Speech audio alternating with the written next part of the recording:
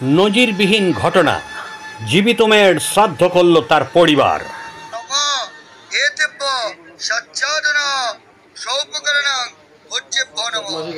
মুসলিমদের ছেলেদের সাথে আবার নিয়ে আসা হলো, বাড়ি 3 মাস থেকে আবার চলে গেল। তাহলে এই মেয়েটা চলে গিয়েছে মুসলমানের সাথে, কারণ ও মুসলিমদের সাথে চলে গিয়েছে, সেই জন্য মুসলমানের ঘরে আবার চলে গেল। আমরা ফিরে আনলাম এত ভালোবাসা দিয়ে।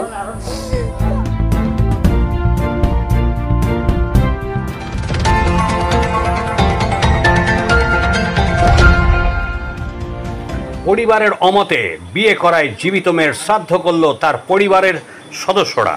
পরিবারের সিদ্ধান্ত অনুযায়ী শনিবার তরুণীর সমস্ত ছবি, জামাকাপড়, বই ও গুরুত্বপূর্ণ নথিপত্র আগুনে পুড়িয়ে ফেলা হয়।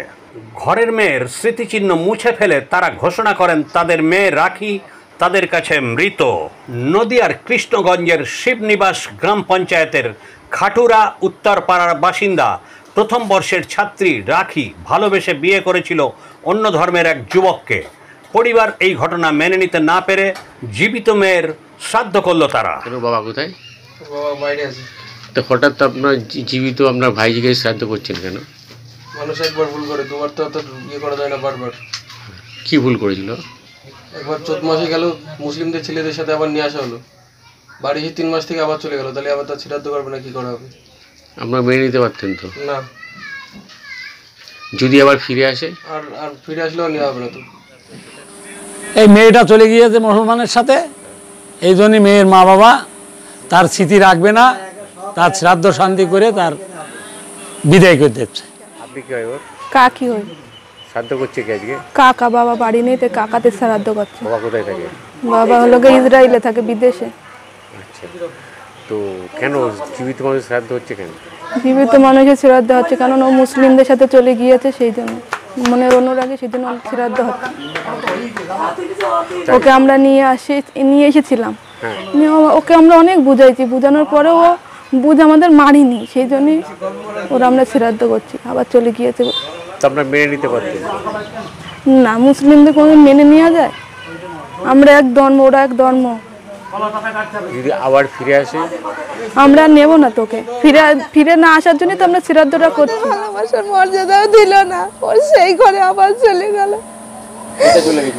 মুসলমানের ঘরে আবার চলে গেল। আমরা ফিরে আনলাম এত ভালোবাসা দিয়ে, তাও আমাদের ভালোবাসাও বুঝলো না, আবার সেই ঘরেই চলে গেল আমাদের ঠকিয়ে।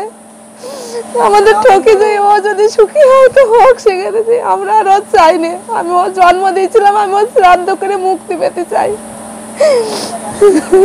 মেয়ের নাম কি ছিল? কিসে পড়তো?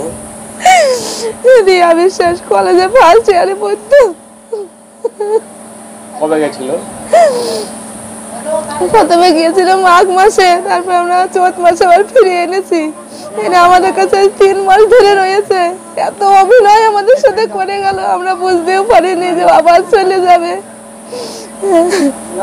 এই 3 মাস পর আবারও চলে গেল।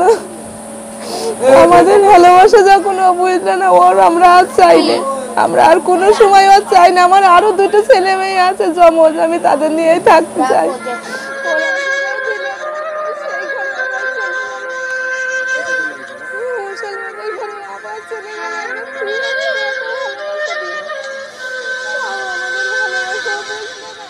নদিয়া থেকে অঞ্জন শুকুলের রিপোর্ট, এখন দিনকাল নিউজ, কলকাতা।